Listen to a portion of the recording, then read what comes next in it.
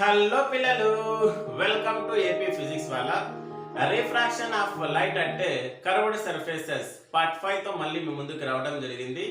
Theoretical గా ఇది last question. ఈ లెసన్ లో మొత్తం థియరీ పార్ట్ ని కవర్ చేయడం జరిగింది 4 వీడియోస్ లో. సో ప్రీవియస్ వీడియోస్ చూడకపోయింటే డిస్క్రిప్షన్ లో లింక్ ఇస్తాను, తప్పకుండా చూడండి. క్వశ్చన్ తర్వాత ఇంకేముంటాయి ఈ లెసన్ లో అంటే డెరివేషన్స్ ఉన్నాయి, 3 derivations: lens formula, lens makers formula, curved surface formula. So Andhra Pradesh ప్రభుత్వం డెరివేషన్స్ ని రిమూవ్ చేయడం జరిగింది. ఎగ్జామ్స్ లో రావు కాబట్టి ప్రస్తుతానికి వాటిని చెప్పడం లేదు. డెరివేషన్స్ అన్ని మళ్ళీ ఎప్పుడైనా ఒకసారి చెప్పుకుందాం. సో ప్రస్తుతానికి థియరిటికల్ పార్ట్ అండ్ దాంట్లో ఉండే న్యూమరికల్స్. సో ఈ లెసన్లో చాలా న్యూమరికల్స్ ఉన్నాయి, ప్రాబ్లమ్స్ ఉన్నాయి, అవి మనము చేద్దాం. ఓకేనా? రండి ఈరోజు క్లాస్ని స్టార్ట్ చేద్దాం. How do you find the focal length of a convex lens experimentally? By using UV method. UV method ఉపయోగించి కాన్వెక్స్ లెన్స్ యొక్క ఫోకల్ లెంత్ ని ఎక్స్పెరిమెంటల్ గా ఎలా కనుక్కుంటారనేది ఈ రోజు క్లాస్ లో మనం నేర్చుకుందాం. చాలా ఇంపార్టెంట్ క్వశ్చన్ ఇది, 4 మార్క్స్ కి. సో కాన్వెక్స్ లెన్స్ యొక్క ఫోకల్ లెంత్ అనేది 2 మెథడ్స్ ఉపయోగించి తెలుసుకోవచ్చు. ఒకటి డిస్టెన్స్ మెథడ్, ఇంకోటి యూవీ మెథడ్. డిస్టెన్స్ మెథడ్ చాలా ఈజీ. ఏమంటే ఫర్ ఎగ్జాంపుల్ ఇది లెన్స్ అనుకోండి, ఇది స్క్రీన్ అనుకోండి. లెన్స్ ని దూరంగా ఉండే ఆబ్జెక్ట్ కి ఎక్స్పోజ్ చేయాలి, ఈ స్క్రీన్ ని అడ్జస్ట్ చేయాలి. ఆ దూరంగా ఉండే ఆబ్జెక్ట్ యొక్క ఇమేజ్ స్క్రీన్ పైన పడేంత వరకు క్లియర్ గా అడ్జస్ట్ చేయాలి. సో ఎప్పుడైతే క్లియర్ గా స్క్రీన్ పైన ఇమేజ్ పడుతుందో అప్పుడు స్టాప్ చేసి ఇమేజ్ కి లెన్స్ కి మధ్య డిస్టెన్స్ ని మెజర్ చేయాలి. సో అక్కడ ఏదైతే వస్తుందో వాల్యూ అది ఆ లెన్స్ యొక్క ఫోకల్ లెంత్ అని అర్థం. సో ఇప్పుడు యూవీ మెథడ్ ఉపయోగించి ఎలా కనుక్కోవచ్చు అనేది ఇప్పుడు మనము ఈ పర్టికులర్ క్లాస్లో తెలుసుకుందాం. సో తెలుసుకోవాలంటే, ఎక్స్పెరిమెంట్ చేయాలంటే ఆపరేటర్స్ కావాలి కదా. సో ఏమేమి ఆపరేటర్స్ కావాలి యాక్టివిటీకి రండి చూద్దాం. ఆపరేటర్స్.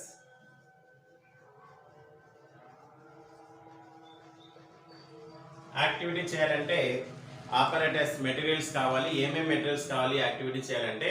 సో ముందుగా మనకి కాన్వెక్స్ లెన్స్ కావాలి, బై కాన్వెక్స్ లెన్స్. ఇక్కడ కాన్వెక్స్ అంటే బై కాన్వెక్స్ అని అర్థం. సో తర్వాత వి స్టాండ్ కావాలి, వి స్టాండ్. స్క్రీన్ కావాలి, లైట్ సోర్స్, ఇక్కడ లైట్ సోర్స్ గా క్యాండిల్ తీసుకుంటున్నాను, and meter scale.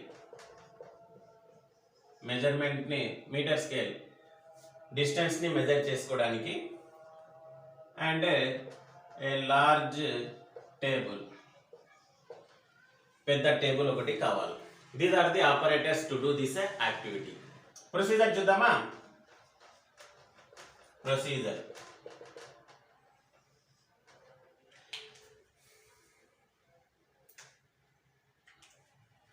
First point, place the V stand on the middle of the table. Table యొక్క మధ్యలో ఏం చేయాలి? V స్టాండ్ ని ప్లేస్ చేయాలి. నెక్స్ట్ ఏం చేయాలి? ప్లేస్ ది కాన్వెక్స్ లెన్స్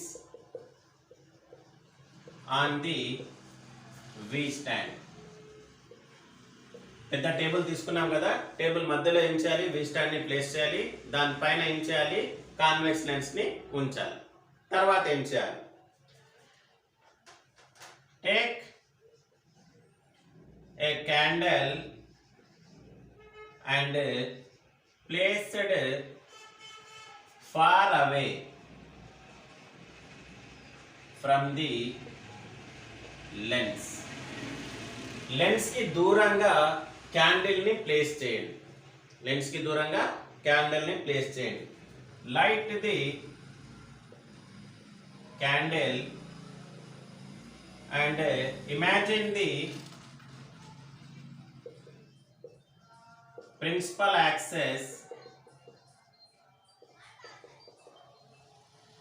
తర్వాత ఏం చేయాలంటే క్యాండిల్ ని లైట్ చేయండి. లెన్స్ యొక్క ప్రిన్సిపల్ యాక్సిస్ ని ఏం చేయాలి? ఇమాజిన్ చేయండి. ఫర్ ఎగ్జాంపుల్ ఇక్కడ చూడండి, ఇది లెన్స్ అనుకోండి.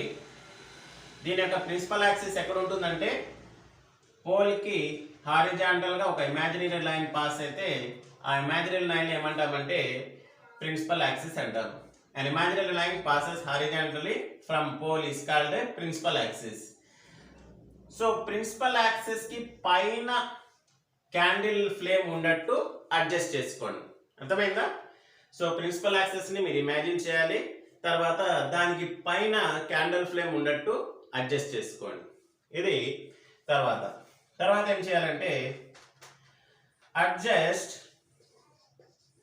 The screen from the other side of lens. Lens కి అదర్ సైడ్ స్క్రీన్ తో ఏం చేయాలి, ఆ క్యాండిల్ యొక్క ఇమేజ్ ఫామ్ అయ్యేటట్టు ఏం చేయాలి, అడ్జస్ట్ చేయాలి. Adjust the screen from the other side of the lens to form clear image of the candle flame. సో క్లియర్ ఇమేజ్ వచ్చిన తర్వాత ఏం చేయాలి, సో ఇది నోట్ చేసుకోండి. క్లియర్ ఇమేజ్ వచ్చిన తర్వాత ఏం చేయాలంటే స్టాప్ చేసి డిస్టెన్స్ ని మెజర్ చేయాలి ఇమేజ్ కి సెంటర్ ఆఫ్ ది లెన్స్ కి. ఈ డిస్టెన్స్ ఏమంటే focal length of the lens కి ఒక రఫ్ ఐడియా అనేది ఇస్తుంది. ఆ డిస్టెన్స్ అనేది ఎంతైతే వస్తుందో అదే focal length of the lens యొక్క రఫ్ ఐడియా అనేది ఇస్తుంది. Measure the distance from the image and lens అంటే నేను లెన్స్ రాస్తున్నాను మామూలుగా, centre of the lens. It gives rough idea of focal length of the convex lens. So ఇక్కడ ఒక value వస్తుంది మీకు 5 సెంటీమీటర్ 6 సెంటీమీటర్ 10 సెంటీమీటర్ ఎంతో వాల్యూ వస్తుంది. ఆ వాల్యూ అనేది మీరు తీసుకున్న లెన్స్ యొక్క ఫోకల్ లెంత్ గురించి ఒక రఫ్ ఐడియా అనేది మనకి తెలుస్తుంది. ఇప్పుడు యూవి మెథడ్ చూద్దాం. యూవి మెథడ్ ఏమంటే సింపుల్. ఇప్పుడు చూడండి, ఇది లెన్స్, ఇది టేబుల్ అనుకోండి. సో ఇక్కడ మనం ఏం చేసాం, లెన్స్ ని పెట్టాం సెంటర్లో. ఒక సైడ్లో ఏం చేసాం, క్యాండిల్ ని ప్లేస్ చేసాం లైట్ చేసి. ఇప్పుడు యూవి మెథడ్లో ఏం చేస్తామంటే లెన్స్ కి క్యాండిల్ కి మధ్య దూరము 60 సెంటీమీటర్ పెట్టండి. ఫస్ట్ 60 లేకపోతే 70 80 90 ఎంతో అంతా పెట్టండి. ఫస్ట్ నేను ఇక్కడ 60 సెంటీమీటర్ పెడుతున్నాను. తర్వాత స్క్రీన్ని అడ్జస్ట్ చేస్తాను. క్యాండిల్ ఫ్లేమ్ యొక్క క్లియర్ ఇమేజ్ స్క్రీన్ పైన వచ్చేంత వరకు. తర్వాత ఏం చేస్తానంటే ఈ డిస్టెన్స్ ఏమవుతుందంటే ఆబ్జెక్ట్ డిస్టెన్స్ అవుతుంది, ఈ డిస్టెన్స్ ఏమవుతుందంటే ఇమేజ్ డిస్టెన్స్ అవుతుంది. The distance between the centre of the lens and candle is called object distance, and the distance between the image and center of the lens is called image distance. తర్వాత ఈ formula use చేస్తాం, 1/f is equal to 1/v minus 1/u. ఇది lens formula. ఈ formula use చేసి focal length అనేది కనుక్కుంటాను. తర్వాత ఇదే experiment ని 50 సెంటీమీటర్ దగ్గర 40 సెంటీమీటర్ దగ్గర 30 సెంటీమీటర్ దగ్గర పెట్టి సేమ్ ఎక్స్పెరిమెంట్ చేస్తాను. మళ్ళీ ఇమేజ్ డిస్టెన్స్ ని మెజర్ చేస్తాను. ఇదే ఫార్ములాలో యూస్ చేసి ఫోకల్ లెంత్ అనేది కనుక్కుంటాను. ఇక్కడ యూనిక్ వాల్యూస్ అనేది వస్తాయి. సో ఇది యూవి మెథడ్. యూవి మెథడ్ లో ఫోకల్ లెంత్ అనేది ఈ విధంగా కనుక్కుంటాం. అర్థమైంది అనుకుంటా. Next UV method. UV method ఇప్పుడు రాద్దాం. Place the candle at a distance of 60 centimeters from the center of the lens, and this distance is called object distance. Object distance u. Form the image. Image ఎలా ఉండాలి? Clear ఉండాలి. Clear image on the screen. The distance between center of lens and image is called image distance V. Lens నుంచి 60 centimetres దూరంలో క్యాండిల్ని place చేయాలి. ఈ distance ఏమవుతుందంటే object distance అవుతుంది. దీన్ని యూతో రిప్రజెంట్ చేస్తాం. తర్వాత అదర్ సైడ్ నుంచి క్లియర్ ఇమేజ్ ఫామ్ చేయాలి స్క్రీన్లో. మళ్ళీ ఈ డిస్టెన్స్ ఏమవుతుందంటే ఇమేజ్ డిస్టెన్స్ అవుతుంది. దీన్ని వీతో రిప్రజెంట్ చేస్తాం. ఇదే యాక్టివిటీ మళ్ళీ 50 సెంటీమీటర్కి, 40 సెంటీమీటర్కి, 30 సెంటీమీటర్కి రిపీట్ చేయాలి. ప్రతిసారి ఇమేజ్ డిస్టెన్స్ని మెజర్ చేసుకోవాలి అండ్ ఈ టేబుల్లో రాసుకోవాలి. By using the formula 1 by f is equal to 1 by v minus 1 by u, we get the focal length of the given convex lens. So ఈ వాల్యూస్ అన్నింటినీ substitute చేయాలి. 1 by f is equal to 1 by v minus 1 by u ఫార్ములాలో ఒక unique value వస్తుంది. ఆ వాల్యూనే ఏమవుతుంది? ఆ lens యొక్క focal length అవుతుంది. Repeat the same for various object distances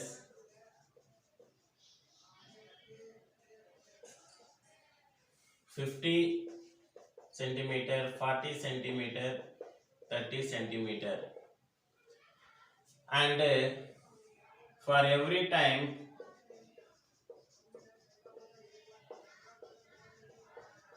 measure the image distance values and note in the following table. So u v 1 by f is equal to 1 by v minus 1 by u. So u fixed 60 centimeters, 50 centimeters, 40 centimeters, 30 centimeters. So 3 or 4 values చేయండి. Image distance values ఇక్కడ note చేయండి and formula use చేసి ఇక్కడ substitute చేయండి. దీన్ని LCM చేస్తే ఏమవుతుంది మీకు తెలిసిందే కదా. సో ఇక్కడ 1 by f is equal to 1 by v minus 1 by u కదా ఉండేది. ఎల్సిఎం ఏమవుతుంది? vu అవుతుంది. సో ఇక్కడ vv క్యాన్సిల్ u వస్తుంది మైనస్ uu క్యాన్సిల్ v వస్తుంది.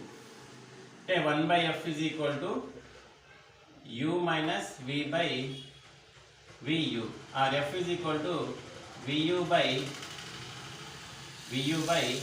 u minus v. ఇది ఫార్ములా వస్తుంది. సో దీన్ని మీరు యూజ్ చేసి ఫోకల్ లెంత్ అనేది కనుక్కోవచ్చు. The simple experiment. So hope you understand this activity. So మళ్ళీ నెక్స్ట్ వీడియోలో న్యూమెరికల్స్ చేద్దాం. సో ఈ వీడియో మీకు నచ్చినట్లయితే లైక్ చేయండి, షేర్ చేయండి, సబ్స్క్రైబ్ చేయండి. సో ఏమైనా సజెషన్స్ ఇవ్వాలనుకుంటే తప్పకుండా కామెంట్లో సజెషన్స్ ఇవ్వండి. ఛానల్ని ఇంప్రూవ్ చేయడంలో మీ వాల్యుబుల్ సజెషన్స్ ఎంతగానో ఉపయోగపడతాయి. సో మళ్ళీ కలుద్దాం ఇంకొక వీడియోలో. అప్పుడు దాకా జై హింద్.